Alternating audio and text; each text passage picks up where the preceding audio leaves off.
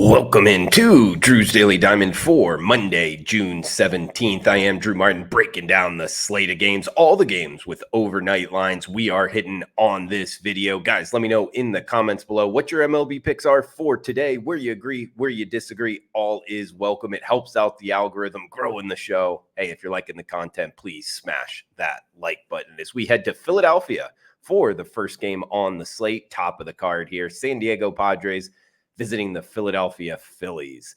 We get Sanchez going for the Phils, the lefty, up against Randy Vasquez for the Friars. Total of 9 in the hook, minus 165. That's the Phillies as the home favorite. The Padres come in after getting swept, an ugly series in Citi Field by the New York Mets. They're now a game under 500. They got Vasquez on the hill, the 25-year-old Dominican, 95, 96 miles per hour. He had 2 bad starts against, interestingly enough, the Colorado Rockies. Otherwise, he's been pretty good. And he's up against Sanchez here, Christopher Sanchez, the lefty, who at times has been really good and at times not so much. What I figured out here, at least doing a little bit of research in this one, he has a home-road dichotomy that's pretty glaring. He has a sub-2 ERA at home and over a 4 ERA on the road. So we get him here at home. In the Phillies, I think this price is a little bit too much. I think they win the game, but laying the 65 cents here, I think it's a little rich. They are coming in off of back-to-back series losses against the Red Sox and Orioles. They still have the number 2 record overall in MLB, only behind the Yankees. But the fact is, guys, I can't get there on the side with them in this one. Instead, going after the total. 9 in the hook. I know it's a hitter's ballpark here, but I think Christopher Sanchez with that home road dichotomy in the positive, and he's up against a Padres lineup that has struggled against lefties. The number 2 hitting lineup against righties in Major League Baseball and a bottom 12 lineup against lefties. So I think they might struggle a little bit here against Sanchez. Both teams with a top 10 bullpen in the later innings. 9.5, that's a hefty total here. I don't think we get there. I think it finishes 5-2, 4-3, something in that range. So let's go Padres and Phillies under the total to start us off. We'll go from Philadelphia, staying in the state of Pennsylvania, over to Pittsburgh here for a battle of teams tied in third place in the NL Central. It's Carson Spears, slated starter for the Reds. Essentially a bullpen game, as most of his appearances have been out of the pen. Up against Paul Skeens. It's Paul Skeens Day in Pittsburgh, commanded a minus 195 price tag. So this young kid, first pick overall out of LSU, go Tigers, is already commanding $2 in the marketplace. We get a total of 8. Cincinnati, 3 games under 500, but 9-4 their last 13, playing better baseball. Up against the Pirates, also 3 games under 500. They have won the last 3 Skeens starts. He's got a 2.5 ERA, same in the FIP. So his talent is working so far in the show. How I'm going after this one, guys, is both teams against righties, bottom 5 lineups, overall bottom 5 lineups. We get a Cincinnati, essentially a bullpen game, but that's not necessarily a bad thing. A top 10 bullpen by my metrics. I think Paul Skeens gets a good start here. It's just the price, laying $2. That's a little bit too hefty. We normally don't do that on the show. If you've been watching, we stay away from this heavy favorite. Instead, going to go first 2 games up, bet them both towards the under here, guys. And the trend that I really like the under, 7 of the last 8 games for the Big Red Machine have all gone under the total. 5 of the last 6 for the Pirates. So the trend is your friend in sports betting, particularly in baseball. The trend pointing us towards the under in PNC. Next one up, we'll head to South Florida here to the Fish Tank as the Miami Marlins host the St. Louis Cardinals. Sonny Gray on the hill for the Redbirds. Braxton Garrett, the lefty, going for the Fish. 7 and a hook being the total, minus 150. That is the Cardinals as the road favorite. They come in 500 on the season at the 70-game mark, 6.5 games back of the Milwaukee Brewers in the NL Central. They've won 2 of 3 in back-to-back series against the Pirates and the Cubs. They got the first rounder out of Vanderbilt on the hill with a 3 ERA and Sonny Gray. I think he's going to have a good start against the Marlins lineup.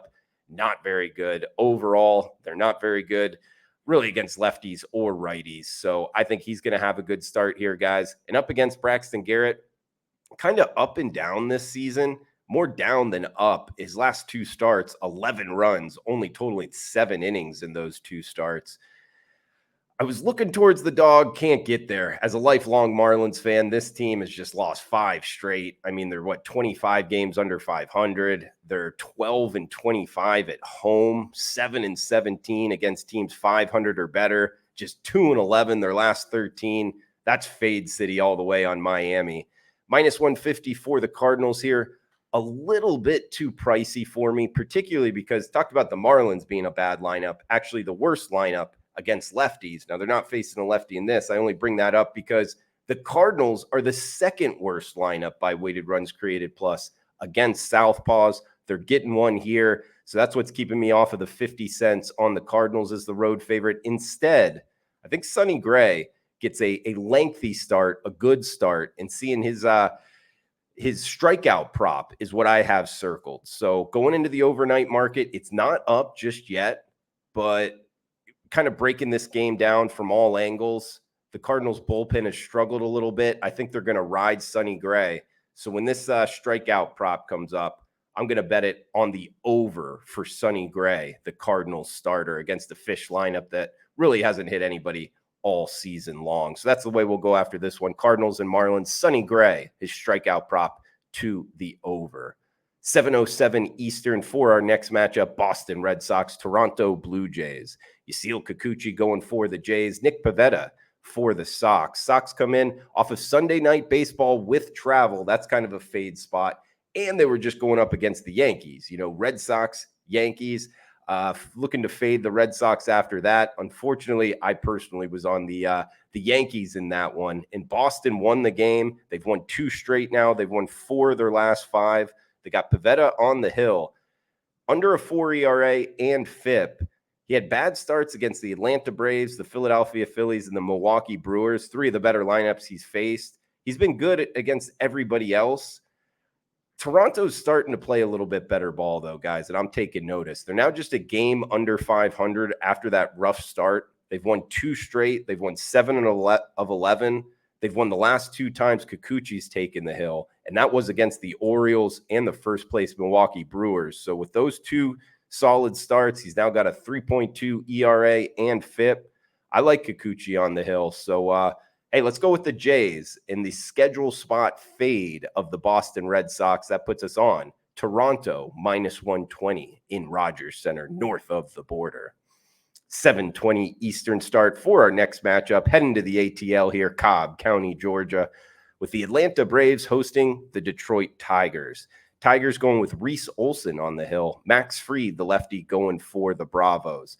Detroit comes in 3 games under 500. They've lost 3 straight Olson starts.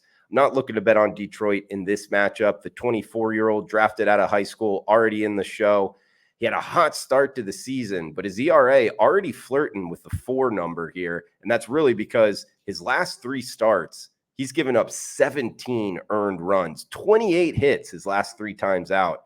He's been knocked around. In this Braves lineup, yes, a little bit banged up. If you go by, since the middle of May, they are just 12-18. But it might be one of those, looking at a stock portfolio, like buy the dip a little bit on the Braves.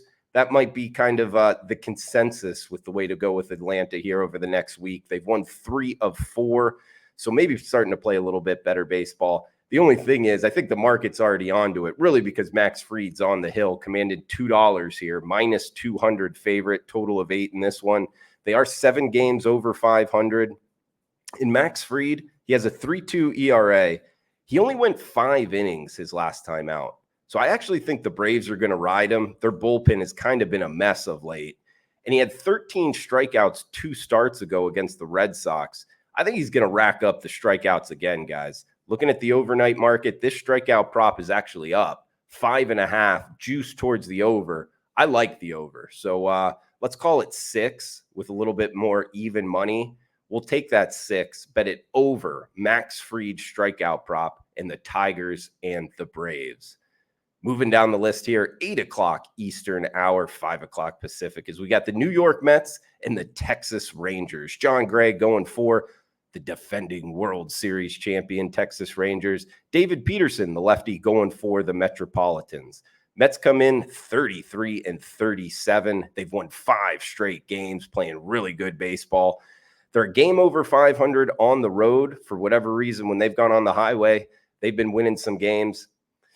This is minus 120. That's Texas is the home favorite, 8 in the hook being the starter. Former first-round picks, Peterson out of Oregon, the former Duck, 3 starts on the season. He got a late start too this year, 4.3 ERA and FIP. He's been decent so far up against John Gray, the first-rounder out of Oklahoma, the Boomer Sooner, really having a career year overall, 2.1 ERA, sub 2.7 FIP.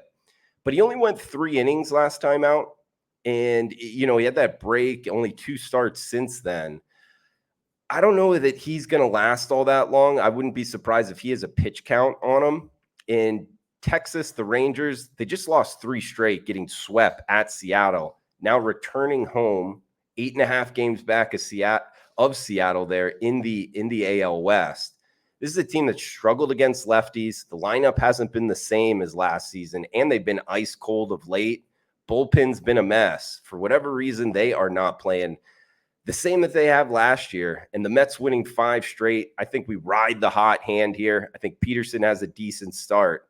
This is a top 10 lineup overall for the Mets. The reason they're under 500 isn't because of the hitting. It's because of the bullpen. And actually, if you go over the last month, the bullpen's been a little bit better. I think the Mets plus price here, guys, high watermark plus 107. Let's get on the Metropolitans in Texas. 2 games left as we'll head a mile high for the next one. NL West battle between the first place Dodgers and the last place Colorado Rockies. Cal Quantrill on the hill for the Rocks. James Paxton, the lefty for the Dodgers, commanding a minus 170 price tag. Total of 11 and a hook in Coors Field. Dodgers come in 44-29, but just 2-3 their last 5. Hey, record-wise, it's not all that bad. The thing is, they're going off as heavy favorites. They've lost 5.5 units going 2-3 their last 5 games. So they've been overpriced of recent. I'm not a huge James Paxton fan. The Canadian, the former Kentucky Wildcat, 35 years old. And there's a little stat trend, something I found in terms of Paxton through his whole career here, which is a long career, has never pitched in Coors Field. That's a fade situation for me, guys. I love fading pitchers making their first career start in Coors. The dynamics, the elevation, the thin air, it's all different there. I think he's actually going to struggle against a Rockies lineup that, yes, overall, they haven't been a great team this season. But at home, they're a lot better bet than on the road. We get them at home, staying at home off of a weekend series, meaning they're used to the elevation, the ball coming out of the pitcher's hand. It's a little bit different there. And this lineup has scored 18 runs their last 2 games. So better bet at home. They're just 5 games under 500 at home and getting a big plus price here. It's the Rockies, better against lefties, plus 150, risk 100 to win 150. The home dog barking a mile high in Colorado.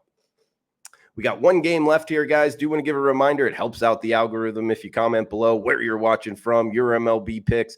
All is welcome. Please smash that like button as well. Looking to grow the show here. Drew Martin, if you're interested in premium picks, check them out. WagerTalk.com. Got a lot of specials up and available for the Monday slate. Also, 7-day all access, 30-day all access. It is all up there. WagerTalk.com. Drew Martin. Do want to give the recap for last week's show.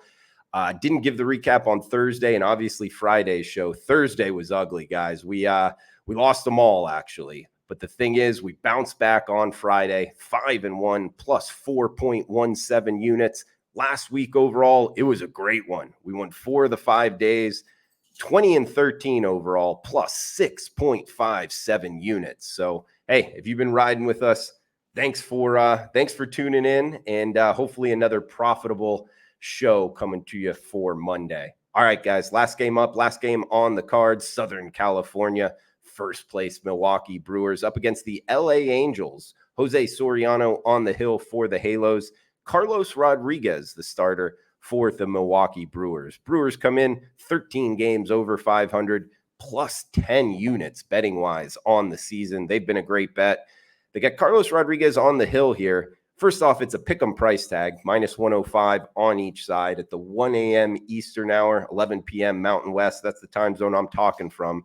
The 22-year-old on the hill, it's only his second MLB start, so not a lot to go off of. But being 22 years old, already in the show, it tells you what the Brewers kind of organization thinks of this kid. So I'm not necessarily looking to fade him off of a short sample size. Jose Soriano, the market loving this guy, guys. He's got a 3.5 ERA and FIP. He was a reliever last season. They've stretched him out to be a starter this year, although he struggled against better lineups. And I think he's facing a better lineup here. The Milwaukee Brewers, sixth best lineup in baseball year to date by team OPS, top 5 versus righties, and a big bullpen edge here towards Milwaukee. Top 5 bullpen versus bottom 10 bullpen for the Angels. So I think late inning edge on Milwaukee.